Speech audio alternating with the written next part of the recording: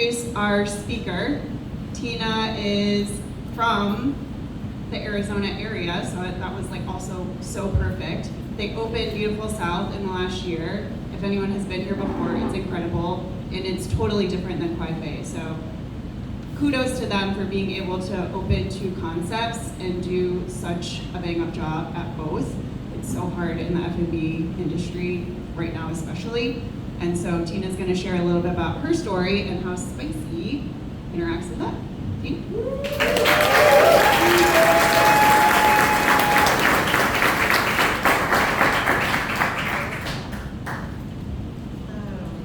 Okay, I'm not a very loud talker, so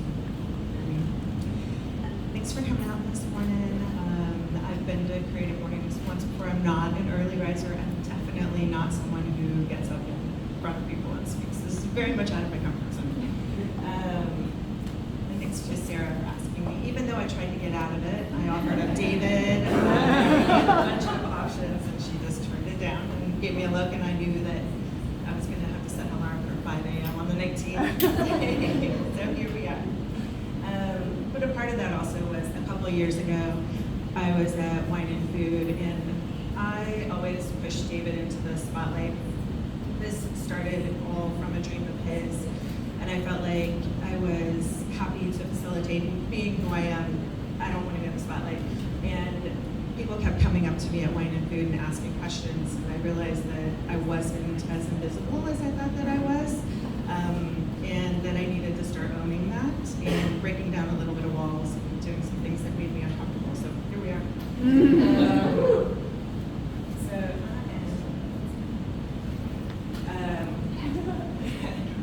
My sister feels like this picture is the most me always. Where was I? Let's see. So I'm an introvert. I grew up really, really shy. There's a story about when I was in, I think, kindergarten, when my teacher came to the house and I was screaming and running around with my sister, and she said that she actually didn't even think that I had a voice. So it's taken me a long time to even be able to do this. I don't even use the remote control, like the talking feature on the remote control. I just try to be really silent.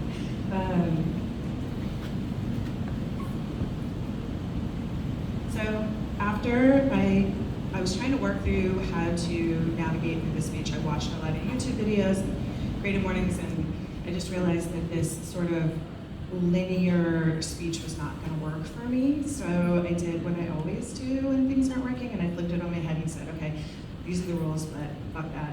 I'm gonna do it my way. And so I started to think about what I'm inspired by. And it is this style like you. So they are a mother-daughter duo, and they interview people from all different relationships, gender identities, and most people live outside of these normal, kind of what we would call normal. And they interview them and they have them get undressed. So they ask them a series of questions.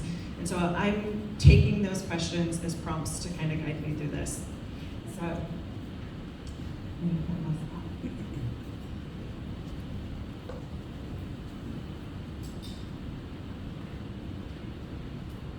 this is me and my family.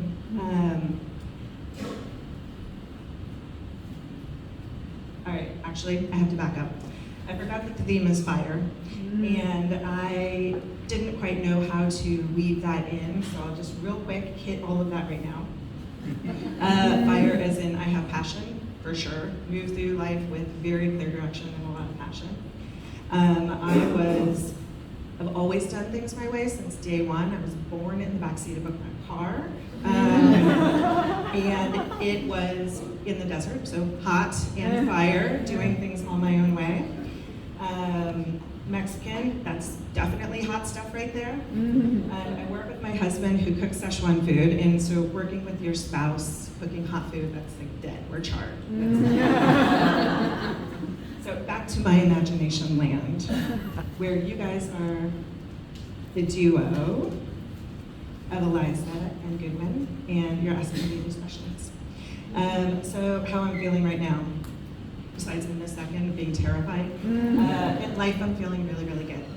We have had a really, really hard year last year, opening up a restaurant that ran significantly over budget, and we were self-financing, but we made it through it.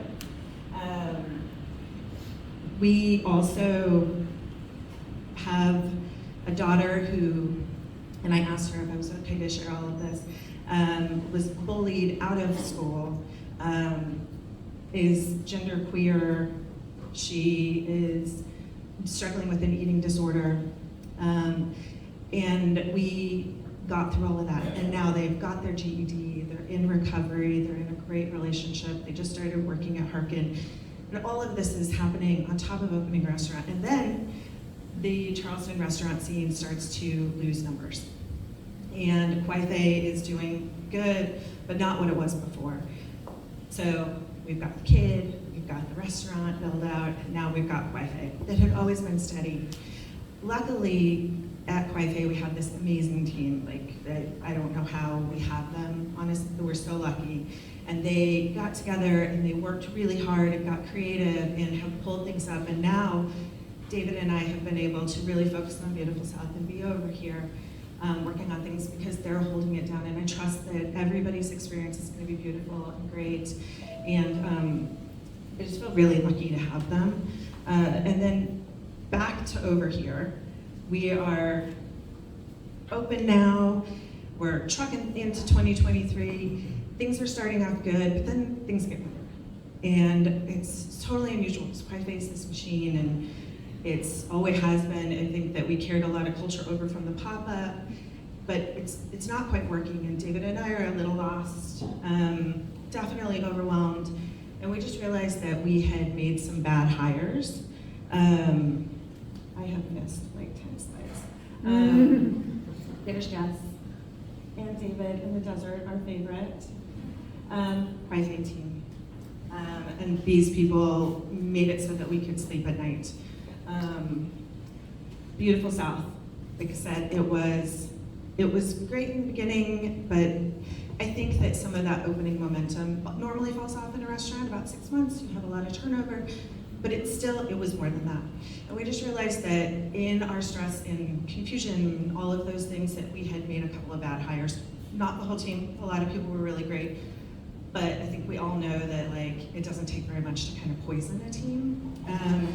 And so it took us a while to kind of get out of these situations and really think through it. And it's scary and you know it's exhausting and you're like, these decisions that I made, it's gonna take me months to unravel these mistakes, but we had to do it. And right now we are sitting on a team that is stronger and probably more because we know ourselves. We know what our guest wants and what we need. And now we have this awesome team that is really creative and dreaming big, and they're owning their pieces in the business and they're really driving it. So I feel like our job is now changing into where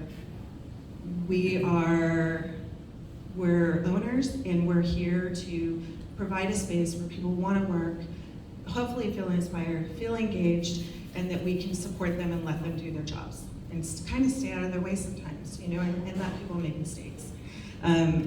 So because of all of that, I feel really positive. I feel like for those of you that haven't been into Beautiful South, now is the time. I feel really great that everything that is coming out is going to be served by someone with kindness and knowledge and food that is made beautifully. Hungry. Yeah.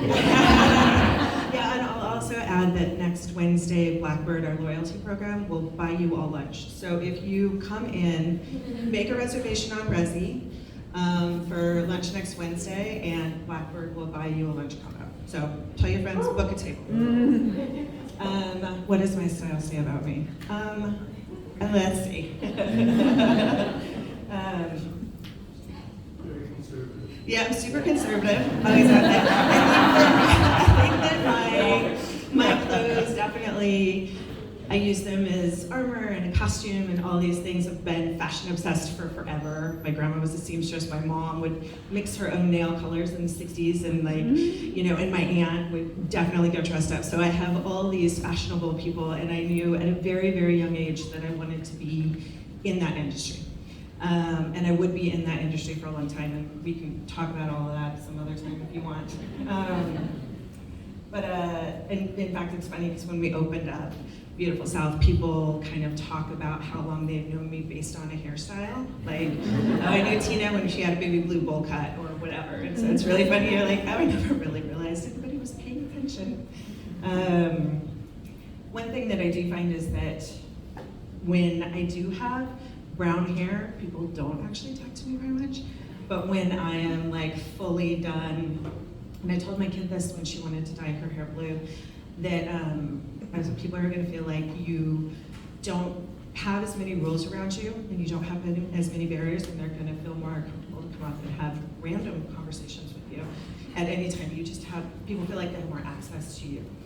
So be ready for that. Right now I'm going through a Rick Owens phase.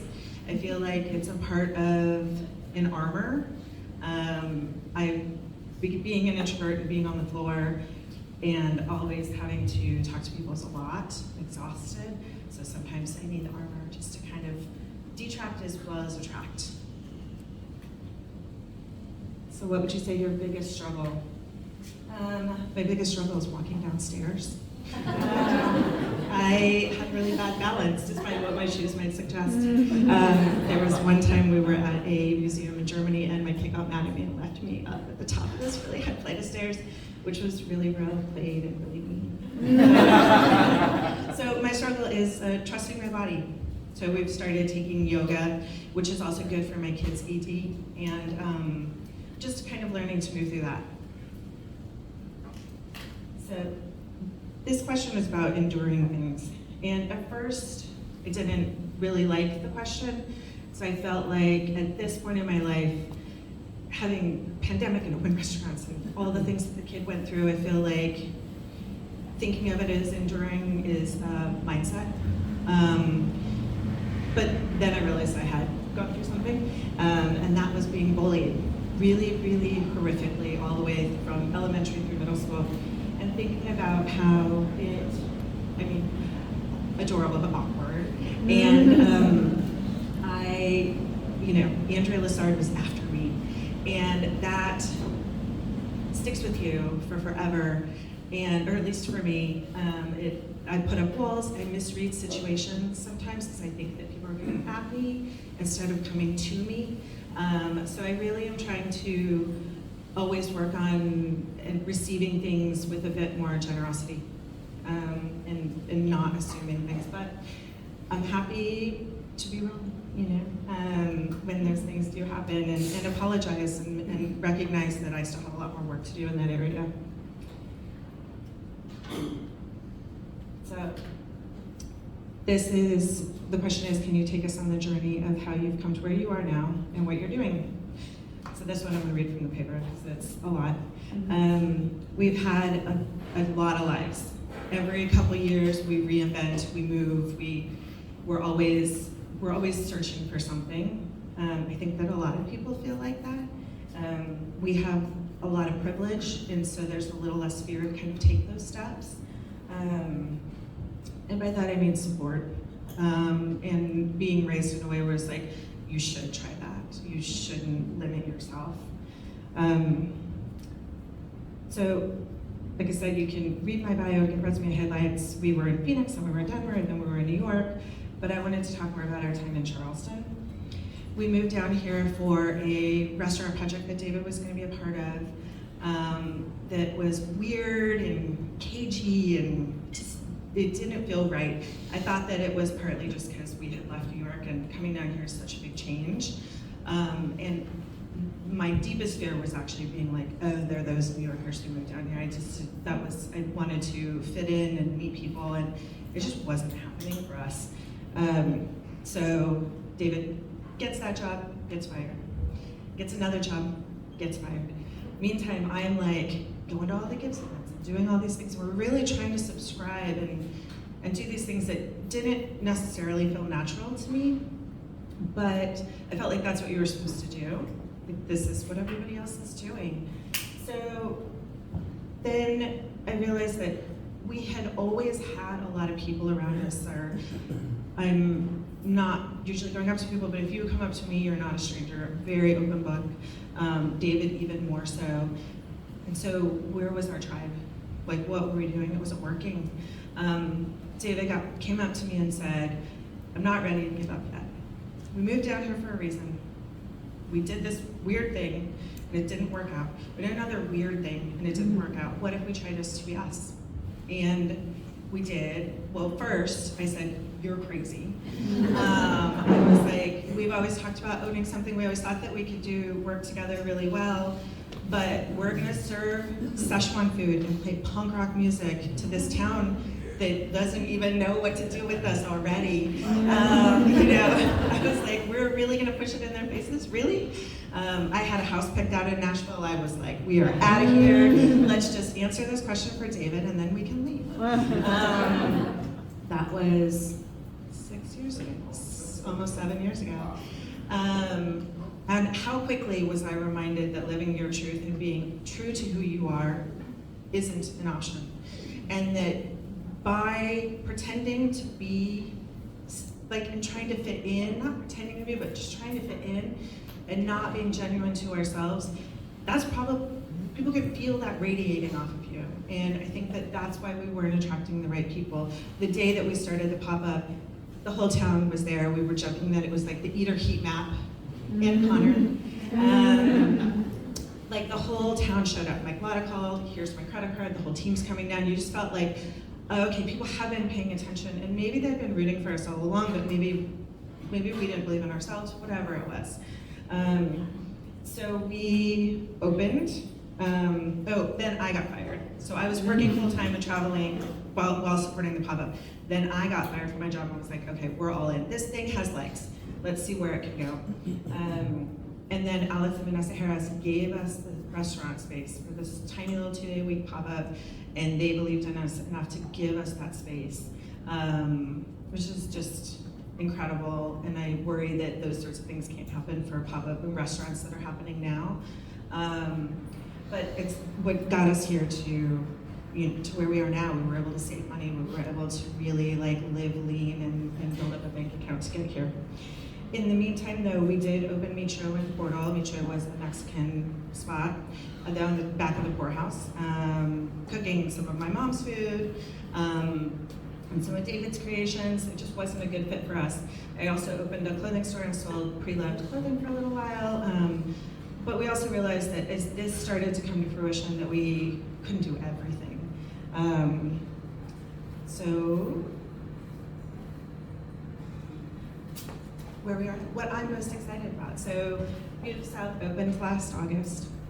Before we opened, and as we signed the lease, I realized that there is a question out there. I'm Mexican and Irish. David is white. We are serving Chinese food. And there is a conversation that needs to be had, right? We want people to know, it's important that people know that we are doing this with respect and honor, and that it's appreciation. And how could we show that to people, and how could we navigate through that? So I looked a lot, I went to some conferences, and I couldn't find restaurants that were serving food outside of their heritage and actually having a conversation. They were just avoiding it. And I felt like that was really, I was like, is that where we're at? I thought we were doing better than that. So created an advisory board, Sarah's and Jai also. And these are people that I feel like are in my tribe now, people that I can trust, and that they come in and they watch what we're doing.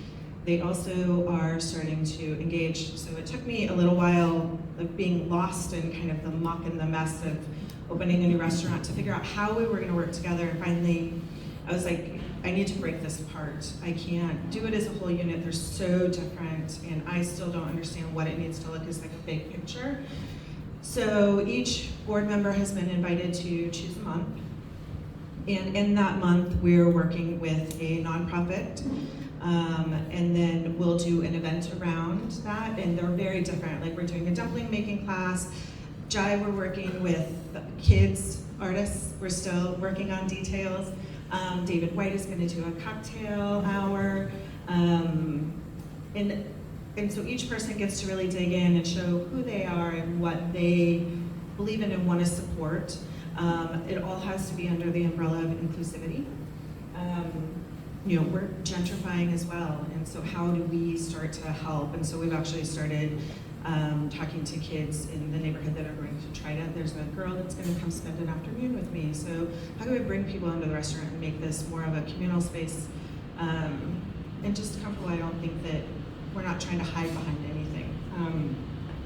So we've got these events coming up. I hope you all come. We'll be posting them all over the place. And then a portion of those ticket sales will go to the organization. And then we'll also go to see the larger fund so that once I can figure out how to do the whole group together, that we have a larger amount of money to kind of really make an impact.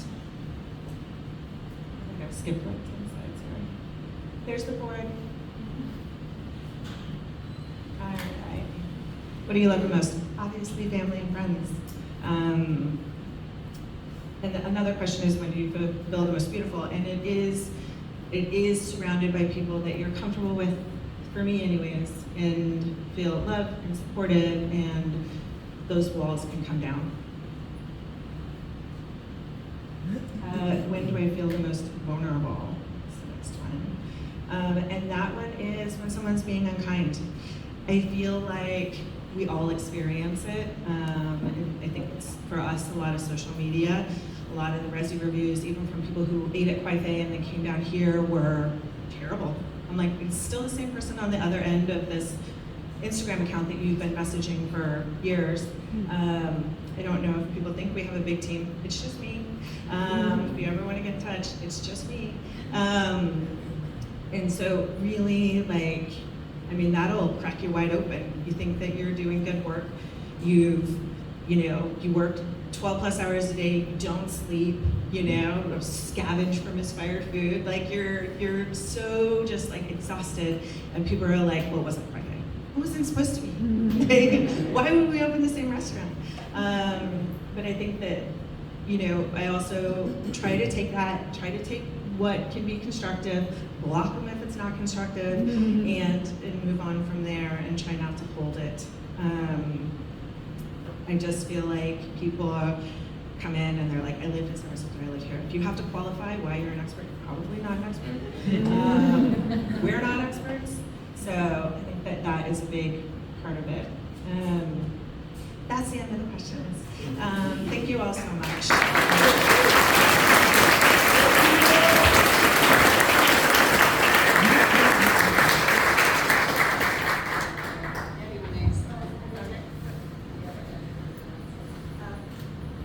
Q&A.